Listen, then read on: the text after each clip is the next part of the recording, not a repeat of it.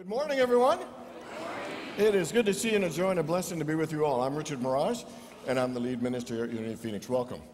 And I'm Jimmy Scott, pastoral care minister here at Unity of Phoenix. Ditto. Ditto. So we have two intentions for our service, and the first one is that you have a profound and meaningful experience of God. We hope the atmosphere and the energy, the meditation, the music, and the message helps open your heart to let go of whatever's holding you back from feeling God in a deep and meaningful way and allowing God's Spirit to touch and uplift you in exactly the way that your life needs it. And the second intention is that you feel a sense of community and connection. I think one of the greatest feelings in the world is to feel a part of something great. And I just want you to know, whether you're here for the first time or you've been here for years, know that you are an important part of this worship experience. We all together make this amazing experience of God happen together. So know that you're an important part of this community, and I'm glad you're here today. So let's turn to the person left or right, and let's look at them in the eye with a smile, say, you're an important part of this community, and I'm glad you're here today.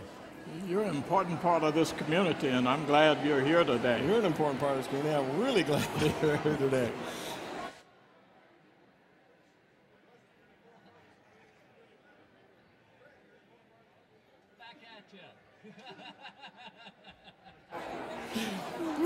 Gretzky, you're an important part of this community, and I'm really glad you're here. Amen. Ditto. All right. All right, can you calm down long enough now to join me in our mission statement together? All right. Unity of Phoenix is a loving spiritual community that welcomes all people and honors all paths to God. We are dedicated to transforming lives by inspiring and awakening individuals to discover God's Spirit within. Now is that time in our service for a time of prayer and to meditation. So if you have your cell phone with you, I want to encourage you to place that either on silence or vibrate. And Rusty will lead us in our meditational song. Surely the presence of the Lord is in this place. I can feel God's mighty power and God's grace. I can feel the brush of angels' wings. I see glory on each face. Surely the presence of the Lord is in this place. So as we set aside a few moments now for a time of quietness and a time of meditation and a time for contemplation, I want to encourage you to get comfortable in your seat.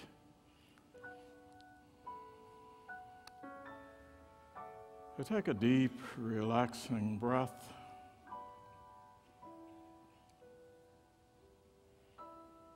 And if you've had a very busy week, I want to encourage you to just temporarily detach from it.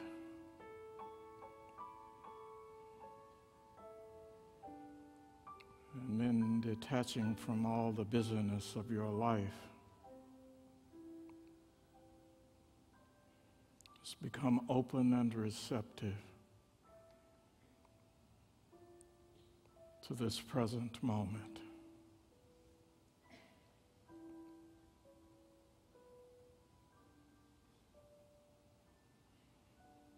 The song talked about feeling the presence of God.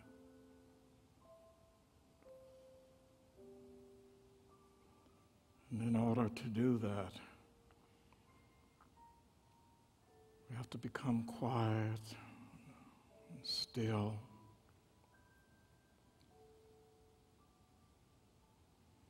and open and receptive to that indwelling presence.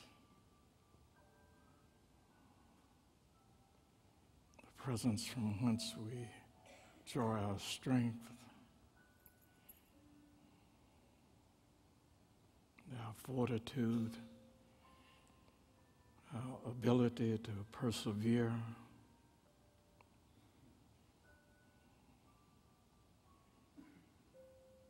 ability to open our minds to the infinite possibilities that life has to bring to us and through us.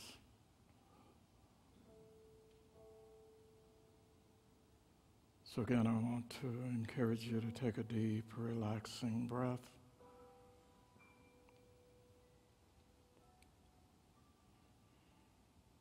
And as you turn inwardly, just go a little deeper into that quietness, into that stillness of being.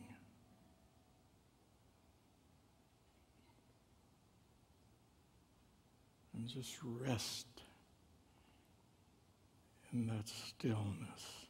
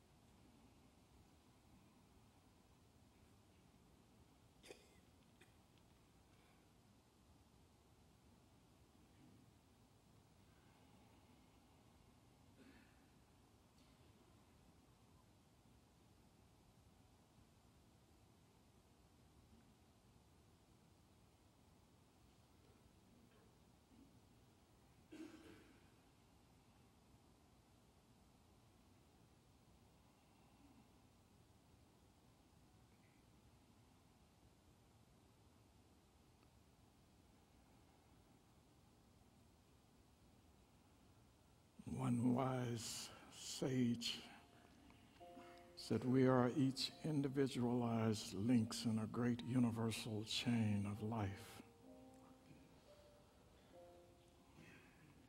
connected by our beingness and by our oneness in the Creator." So this week, as we go about the busyness of our lives, don't forget to take a few moments to reflect on that oneness. We give thanks today for the gift of life and the gift of family and friendship, for the gift of love and for the gift of laughter and joyfulness. The gift of an open mind. And we do so in the name and after the manner of the living Spirit of the Christ. And so it is. And amen.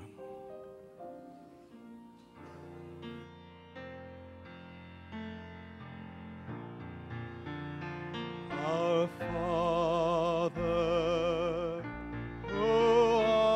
in heaven, hallowed be thy name. Thy kingdom come, thy will be done on earth as it is in heaven.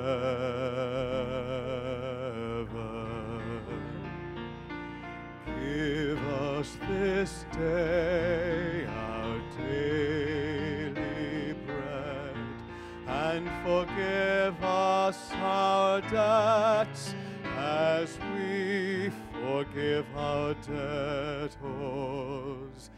And leave us not in temptation, but deliver us from evil. For thine is the kingdom, and the power, and the glory, forever.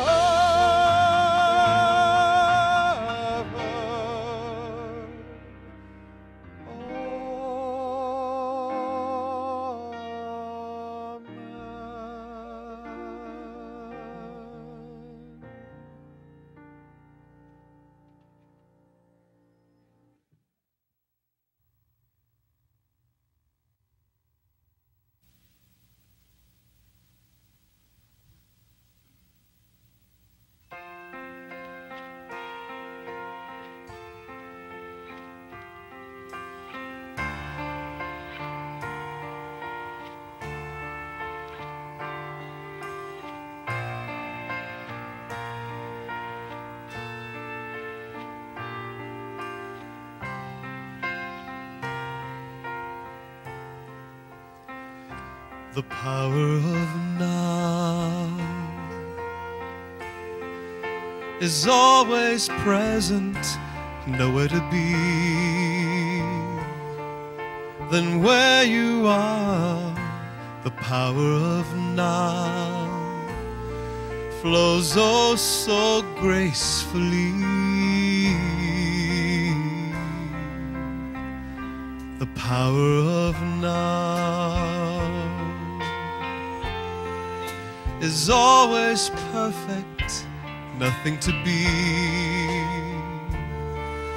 than who you are.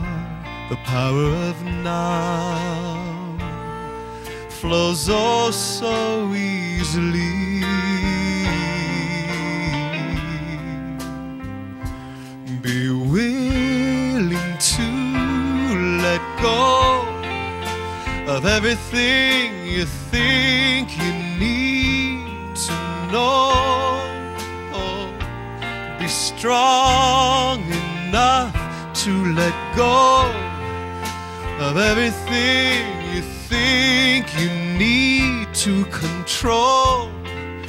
For everything goes away. Let everything wash away. The power of now.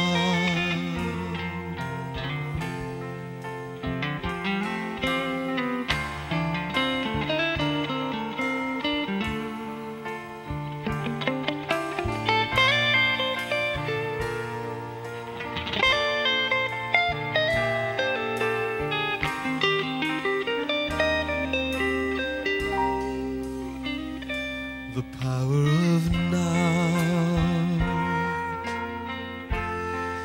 is ever flowing, connecting us all to the one.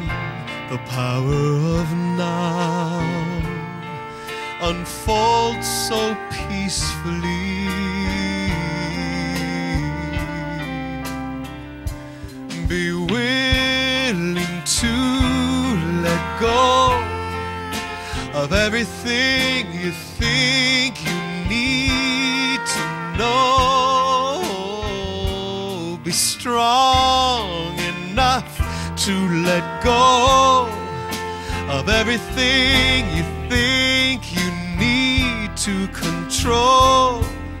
For everything goes away.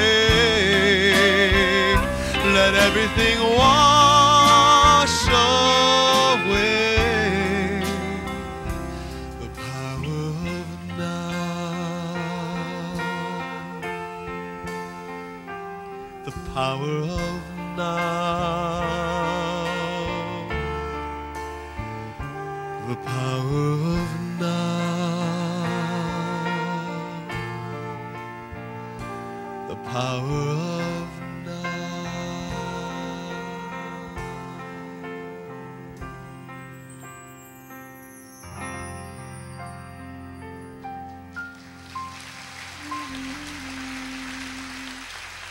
Woo, was that good? Good morning again, everyone. And good to see you all. And welcome to everybody who watches us live. Special shout out to my brother-in-law, Frederic Guitar, who checks us out in Toronto. It's always cool when your brother-in-law is watching your thing. So thanks for the email, man. I really appreciate it. Love to you and Ari and the boys. All right. Once upon a time, there was a perfect man and a perfect woman who met. And after a perfect 2-year courtship, they had a perfect wedding. And they, of course, had a perfect life. But this one snowy, storming Christmas Eve, the perfect couple, while driving their perfect car along a winding road, noticed that someone was on the side stranded. Being the perfect couple, they, of course, decided to stop and help. And there stood Santa Claus with a bag of all of his toys, and not wanting to disappoint any of the children on Christmas Eve, the perfect couple decided to load up Santa and all his toys in their vehicle and help drive around and deliver all the toys. Unfortunately, the driving conditions deteriorated, and the perfect couple and Santa had an accident, and only one of them survived the accident. Who was the survivor? The perfect woman survived, because she was the only one who ever really existed anyway.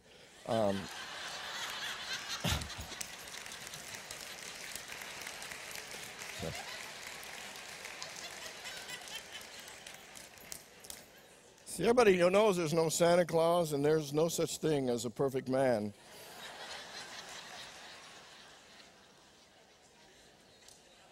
So if there's no perfect man and no Santa Claus, the perfect woman must have been driving, which would explain why there was an accident. Oh, yeah. Keeping it even, keeping it balanced, just trying to, okay. Perfectionism. Any perfectionists in the house? Anybody? You know, in some ways, I think we all have some perfectionistic tendencies in us. And, you know, it's interesting because we all know that nothing is perfect. We all know that perfection is unattainable. And yet we still keep striving for perfection. And we keep telling ourselves, well, it's just because I'm striving for excellence.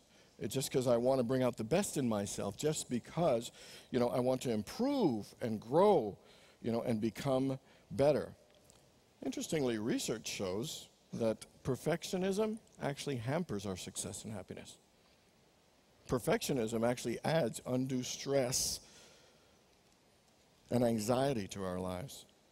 You know, perfectionism, in fact, is a path to disappointment and depression, and often perfectionists sometimes will not go after their dreams or not try things because of an incredible fear of failing or a fear of making mistakes or disappointing others, so sometimes they don't even try unless they know they could do it perfectly.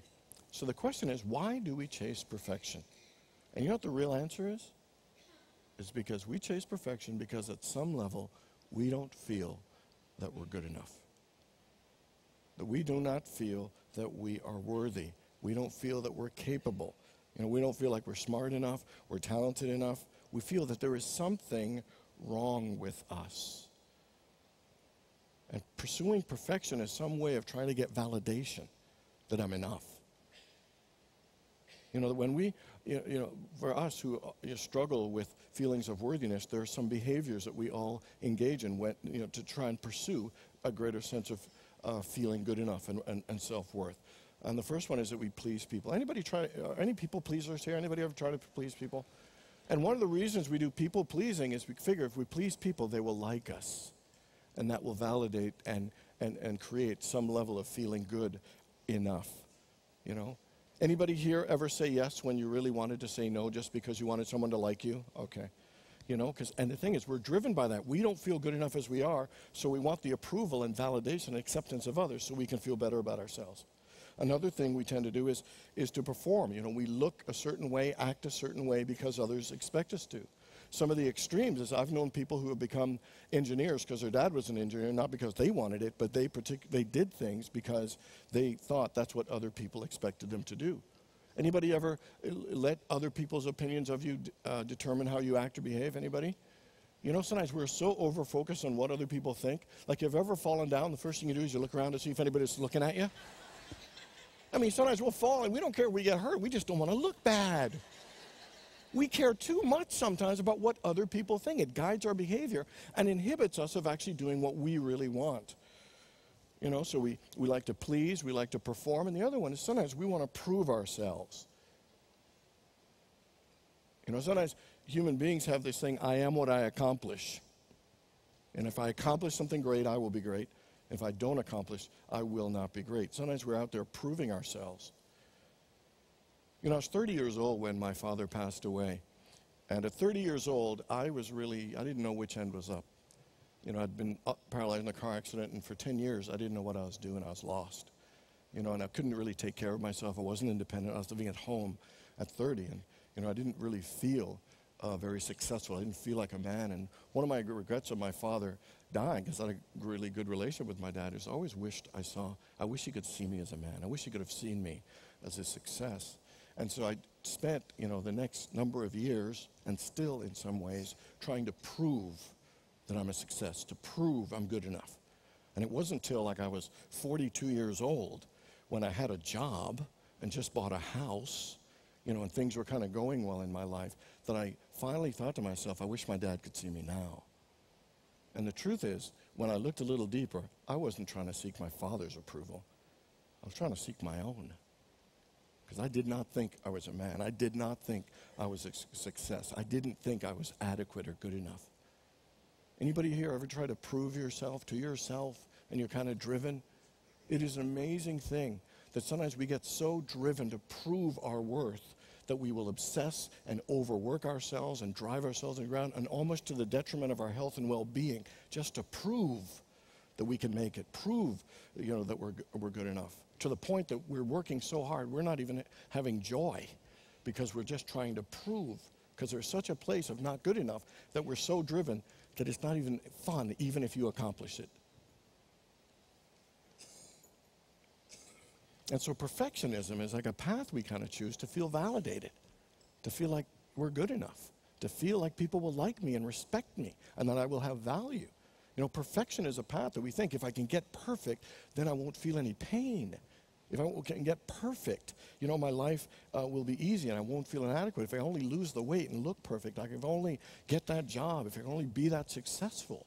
You know, we pursue perfection thinking it'll bring us all, and the fact is, pursuing perfection actually makes us feel more empty and diminished. You know, Brené Brown has done years of study on some of the most on the uncomfortable subjects of shame, of fear, of vulnerability. She's collected thousands and thousands of stories of people all over the country from 18 to 87 with their stories, and she notices some patterns. And she said one of them is that everybody at some level deals with some level of shame and the fear that we are just not good enough at some level, in some area. You know, he said that many of us in some ways hide and don't let ourselves be fully seen because we don't think we're good enough and we won't be liked for all of who we are. But she said what was also interesting about all the stories she heard is that some people, in spite of the fact that we have a fear of not being good enough and deal with some shame, are leading inspiring and amazing and wonderful lives. And as she interviewed these people, some of the things that they talked about is that she found that none of them talked about perfection. The ones who were living amazing, inspiring, and fulfilling, joyful lives weren't talking about perfection. In fact, they were talking about embracing their imperfection and living a life of vulnerability and a life of authenticity and a life of being true to themselves. And so she said what she defined that as wholehearted living. It is living and loving with your whole heart. It is being engaged in your life from a sense of worthiness. You know, it is the point of when you're saying, no matter what happens, I'm enough. You know, that yeah, I might be imperfect, I might be vulnerable, I might be afraid at times, but it doesn't change the fact that I am a worthy and wonderful person, that I am brave and I have great strengths. And the question is, do we really admire perfection that much? And the studies actually say no. That most of us are drawn to people who are real, who are down to earth, who are authentic, and people who are willing to admit their mistakes and their weaknesses. That's what we're naturally drawn to. So here's the interesting thing. Our head is drawn to perfection, thinking, but our heart is drawn to authenticity and being real and being true to ourselves. Today, we start a 5-week series on Brené Brown's book, The Gifts of Imperfection. How many people have the book or read the book? Okay, a fair number of us. Wow, cool. And so we're going to explore and be on a journey together for the next 5 weeks about how do we live a more wholehearted life? How do we live and love in a way from a place of worthiness? You know, how do we open ourselves to allow ourselves to be fully seen and known, you know, and to truly honor who we really are rather than living and acting in ways we think others think we should be? And so today, we're going to start with being authentic. The path to wholeheartedness is about being authentic. And so a part of that is being authentic is to remember who you are, to get connected with who you are. And let's go to the very base of who we are. We are told in Scripture that we are created in the image and likeness of God. And if God is love, that means we've all been created in the image and likeness of love. We've been created in the image and likeness of joy, the image and likeness of peace, the image and likeness of wisdom. We have been created in the image and likeness of all goodness and unlimited abundance. That is who we are. You know, in 1 Corinthians it says, do you not know that you are the temple of the living God and that God's Spirit dwells in you? You know, Jesus said the kingdom of God is within you, that you are the light of the world. This is who we are, amazing spiritual beings. But sometimes we buy into what our culture says and believe to think we're less than. Like we live in a culture that sells perfect. You know, we see people on TV and these models and stuff, that's what perfect and beautiful looks like. You know, perfect body. And we're sitting there thinking, my body doesn't look like that. And, you know, it's perfect marriage, a perfect life, the perfect job. We get sold on perfect. You know, if I just look like that, I'll be happier. You know, if I could just get a job like that, I'll feel better. And it's an underlying message of saying you're not good enough the way you are. You need to be different, look different, act different for you to feel worthy. And those are some unhealthy messages. And so when Paul says, do not conform to the patterns of this world, but be transformed by the renewing of your minds, it is about getting back to the sense of wholeness and authenticity and being true to ourselves is the way that we renew ourselves. Because often we get disconnected with our wholeness, disconnected with who we really are, and disconnected on living the authentic life we are here to live. And so we are on a spiritual journey to get back to our wholeness and remember the truth and live from that sense of truth and worthiness. And here's what it says in the book of James about this process. It says, count it all joy, brethren, when you face trials of any kinds, because you know that the testing of your faith produces endurance. And let endurance have its full effect so that you may be whole, complete, and lacking in nothing. And so that our journey is to get back to remembering who we are so that we can realize that we are already whole, complete, and lacking in nothing. I am whole, complete, and lacking in nothing. Together, I am whole, complete, and lacking in nothing. Just take a deep breath. And can you connect with that truth? I am whole, complete, and lacking in nothing. Together, I am whole, complete, and lacking in nothing. I am a worthy and wonderful child of God. Together, I am a worthy and wonderful child of God. Take a deep breath. And now let's say it again with a smile on your face. I am a worthy and wonderful child of God. Smile and take a deep breath. So today we begin a journey of living more wholeheartedly. You know, and the first step to that is to live a more authentic life. An authentic life isn't just a one-day decision. It's actually a day-to-day and moment decision of letting go of the person you're supposed to be and reconnecting and living from the truth of who you really are. And so the way to begin living a more authentic life, the first thing is it takes courage. It takes courage to believe in yourself. It takes courage to trust yourself. It takes courage, to be true to yourself. It takes courage, to speak your truth and live and express the life that you are here to live. And in fact, it takes courage just to live. It takes courage to believe. It takes courage to heal a relationship. It takes courage to overcome an addiction. It takes courage to say yes. It takes courage to say no. And sometimes in our lives, the word courage, actually from the word cor, which means heart in Latin, and here's what it means. It's to speak one's mind by telling all of what is in one's heart. That's what courage is. Sometimes we think courage is about risking, putting your life on the line. No, courage is about putting your vulnerability on the line. And I'll tell you, the most important thing, if you want to live an authentic life, is we need to have the courage to be honest with ourselves. You ever been hurt so bad, and the first thing you say, no, I'm not really hurt, I'm okay. You won't even admit to yourself that you're hurt. Sometimes we won't admit what we're feeling, especially if it's pain. We won't admit what we want. We won't admit that we're disappointed. There are so many things we keep from ourselves that we're disconnected, and we don't even know who we are. Anybody ever see that movie, Runaway Bride? You remember? And the whole thing with the eggs. Whoever she was with, that's the kind of egg she liked. She asked her what kind of, if he liked eggs over easy, she liked eggs over easy.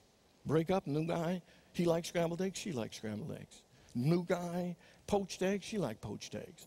At the end of the movie, she realized she didn't know what kind of eggs she liked. And my question for you is, do you know what kind of eggs you like? And it might sound silly, but sometimes we don't really know ourselves because we haven't had the courage to sometimes be honest about who we are and what's going on. I would recommend just journaling for 5 minutes a day and just asking ourselves simple questions like, so is there anything in me that's hurting right now? What have I not been willing to face that it's time for me to face? What have I not been feeling that it's time for me to feel? What have not been sharing that it's time for me to share? What regret or unresolved pain am I still carrying around? What is it that I need to change? What is it that I need to let go? If we want to live an authentic life, the first thing is you got to be authentic with yourself and be honest with yourself and just fully embrace all the things we feel, whether they're good, they're bad, or they're appropriate or inappropriate, or reasonable, unreasonable. Can you get to a place of being more honest and authentic with yourself? I love that line when it says, to thine own self be true. That is one of the greatest and most powerful works that we could ever do, is to take time to know who we are, to have the courage to be honest with ourselves. Second thing is to also find a place to have the courage to be honest with someone in your life. I ask you, is there someone in your life that you have been holding back from allowing yourself to be fully seen and known? Is there someone in your life that you've been holding back from being vulnerable that you know it's time for you to be vulnerable with? And sometimes it's just opening your heart and asking for help, or saying, you know what, this is, I've had this thing in my heart for a long time and I've never really shared it. It's to ask, it's to share, it's to tell about your dreams and your disappointments. This week I want you to take a little time to just be honest with yourself, and then find one person in your life to be a little bit more vulnerable and have the courage just to share something with them. Because I tell you, sharing and being honest with yourself and being vulnerable is one of the most healing, liberating, and transforming things you can do for yourself. It ain't easy, but it is powerful. And I'll tell you, choosing to be authentic is not an easy choice. So we'll think to ourselves, suppose I let myself be known in my imperfection and they don't like it. We get scared. And you know what? Sometimes they won't. We live in a culture that kind of tells you what to do. Men should not cry. Men should be aggressive and pursue. So it's safe to keep doing that. It's risky for a man to be vulnerable and share his emotions. Women are supposed to be soft and demure. It's risky for a woman to actually be aggressive and successful. And sometimes you'll get eyes rolling. You'll get people pushing back. They won't like you. They want you to stay the same. And I will tell you, authenticity has growing pains. It takes work. Because when you start suddenly being true to yourself, it shakes people up, and sometimes it forces them to look at themselves. And so it takes work, and it isn't easy. And sometimes there'll be tough moments when you get some pushback from being true to yourself, and in that moment, you got to take a deep breath and just say to yourself, don't shrink and don't push. Just stand firm in your truth. Because you will get those moments, and you'll just need to say, don't shrink, don't push, just stand firm in your truth. I am whole, complete, and lacking in nothing. I am a wonderful and worthy child of God, because it isn't always easy. And yeah, it's risky, but you know what's riskier? Hiding who you are. You know what's riskier? Denying, the life you're supposed to live and sharing your feelings. That's riskier. because it will fester inside, and we will not truly live the life we are here to live. It is not worth sacrificing your truth and being true to yourself just so other people can feel uncomfortable. Because I guarantee you, it will be better for you and them if you are true to yourself. I love what Oscar Wilde once said. He said, be yourself. Everyone else is already taken. And think about that. If you aren't you, who else will be? I mean, it sounds silly, but the truth is, the greatest thing that God gave you is the uniqueness of who you are. Your beautiful personality, your wonderful smile, your talents and energy. That's the greatest gift that you have to share with the world, and we over and over deny the uniqueness and magnificence of who we are. The greatest gift that we have, we actually deny it to try and conform and just get along and fit in. So the question is, are you willing to have the courage to tell yourself the truth and be honest with who you are, with yourself, and then this week just find one person to be vulnerable and share something you know it's time to let yourself be more seen and known. And the next thing we got to do to be more authentic is we got to be more compassionate with ourselves. When things don't go well, we can sometimes beat ourselves up and be so mean with ourselves. So it's amazing how critical we can be when things don't go well. Let me give you an example. So I've been with Unity of Phoenix for 9 years in April. And I started in 2005, but my first exposure here was on June the 11th, 2000, 5 years before that, so 14 years ago. So first time I came here, from the moment I stepped on, I knew I was home. I knew I'd come here one day. And so I had this mental, spiritual plan of getting here one day, and amazingly, Richard Rogers kept inviting me once a year. And the senior minister never picks you up because they're on vacation, so you don't usually get to see them. So my third visit here, Richard Rogers, I hear, is picking me up. And I'm like, oh my God, I was like, I had a date. It was like, I was so excited. The man's picking me up, and it was like, okay, so okay, just try and be cool, And then so we're driving around, and we're driving for a while, and he says, so tell me where you see yourself in 5 years. I said, well, I see myself at a very large ministry in a very warm place, and I see myself, speaking with another minister, and it's really kind of cool because then I can continue some of my national speaking, and the church is going to really thrive, and nobody will get kind of burned out, and we can share it together, and it'll grow, and it'll just be an incredible church. It'll be the best, and blah, blah, blah. I'm going on for 5 minutes. One question, where is he in 5 years? 10 minutes later, I'm yakking. And then so I share my stuff, and he's driving, and all he says is, uh-huh. Uh-huh. That's all you got? I gave you like 5 or 10 minutes of my pouring my heart out? And then there's silence. And then I think, oh, God, why'd you open your big mouth? You ever feel exposed? It's like, why did I say so much? Why couldn't I have been a better negotiator? Why did I get a poker face? This is not a poker face. I need a poker face. And so I'm berating myself and belittling myself. Anybody ever do that? You do something, mess up, and you're just down on yourself. So it took a while to calm me down and say to myself, look, so you're a little energetic and you're a little passionate and expressive. So you laid it all out there and you feel a little foolish, but at least he knows where you stand. And whether it works or not, this is who you are. It's just who you are. And sometimes we need to be a little bit more compassionate with ourselves. We're not going to say everything the perfect way. We're not do everything the perfect way. And the worst is when we beat ourselves up. That's worse than whatever we could say or do. So we need to be more kind and gentle with ourselves. We want to be authentic. We can't beat ourselves up. We can't be afraid of ourselves. We need to feel safe and supported by us, because then more of our beauty and our joy can come out. More of our uniqueness can be honored, because we need to honor it first. We need all to realize that it's common. Everyone's struggling with stuff. So we can have not only compassion for us, but we can have compassion for other people as well. And another aspect of it is she says we need to be mindful, which is just allowing yourself to feel whatever your feeling is, but don't stop yourself from feeling the feeling, and don't get lost in the feeling. Like when it says in the 23rd Psalm, yea, though I walk through the valley of the shadow of death. That's so nice. We have to walk through the valley of the shadows in our lives. We have to say, yeah, I was feeling exposed, and walk through that and let it pass through. It says, walk through the valley of the shadow of death. It doesn't say run real fast and try and avoid everything. Run with your eyes closed. And it also doesn't say pitch a tent and stay there for a couple of weeks. Because sometimes we'll get down and we'll stay down and upset for a couple of weeks. No, it's walk through the feeling. Be kind on yourself. Realize everyone's going through this type of stuff. And then let yourself feel it and just move forward. Compassion for yourself. But then also, when you're hurting, it's good to also find someone in your life who'll be compassionate for you. I have the greatest prayer partner in the world, and one of the things I love is when I hurt and freak out, I go to her and I say all this stuff, and I'm blubbering and all that kind of stuff, and she'll always say, buddy, I love you right where you are. She's not saying don't feel this or there, it'll get better. She says, I love you right where you are. And to be accepted and to have compassion like that is one of the most safe and one of the most supportive and one of the most loving experiences you could ever have. We need to give it to ourselves, and we need to also put ourselves out there so we can be on the receiving end.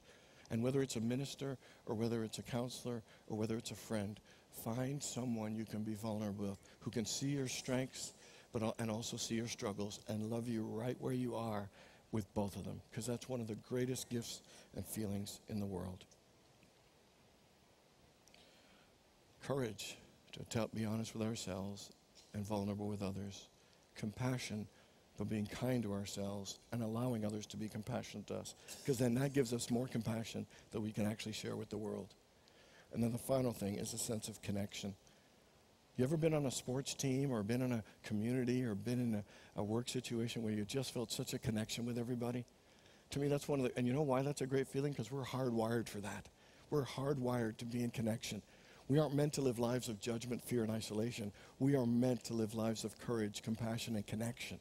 And that's why it feels so good when we're in a part of a community, part of a team.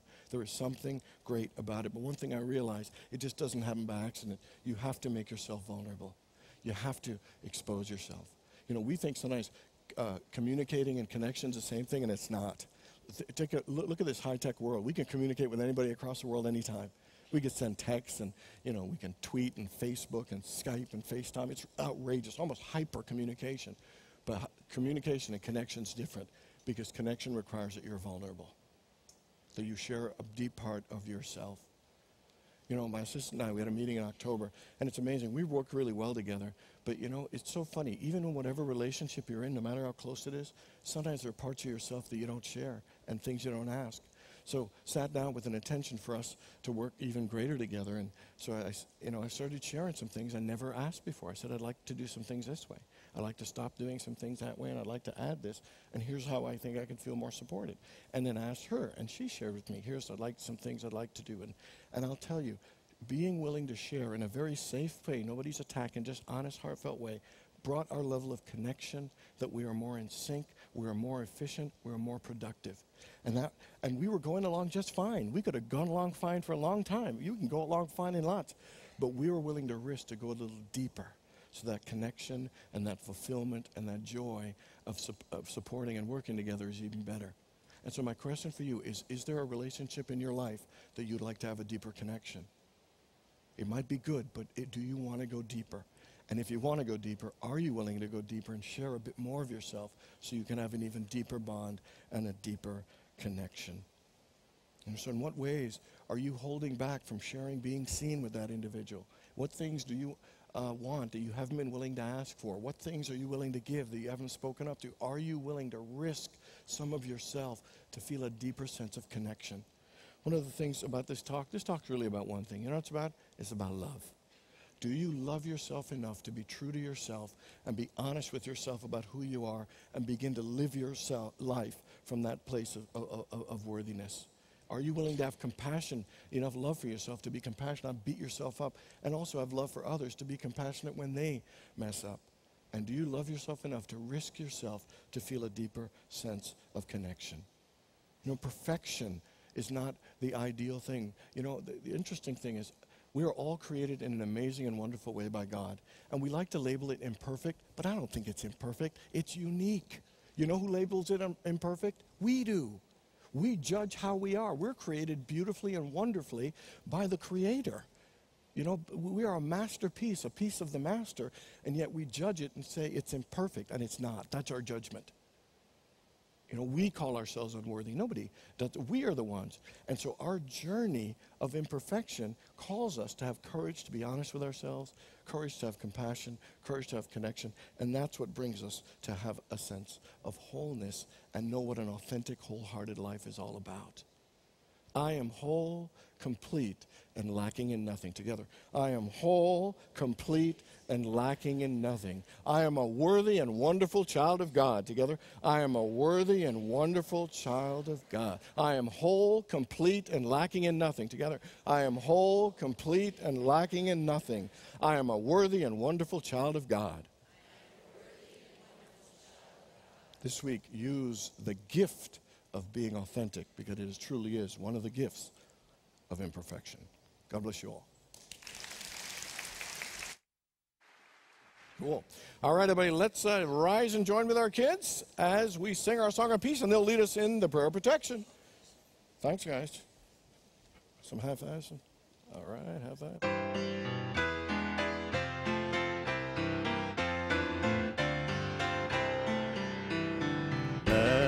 There be peace on earth, and let it begin with me. Let there be peace on earth, the peace that was meant to be. With God as creator, family all are we. Let us walk with each other in perfect harmony. Let peace begin with me. Let this be the moment now. With every step I take, let this be my joyous vow. To take each moment and live each moment in peace eternally. Let there be peace on earth, and let it begin with me. And now let's all of the kids lead with our prayer of protection. Kids? The light of God surrounds us. The love of God enfolds us. The power of God protects us. And the presence of God watches over us. Wherever we go, God is. Thanks, guys. God bless you. Everybody have a great day and a wonderful week. See ya.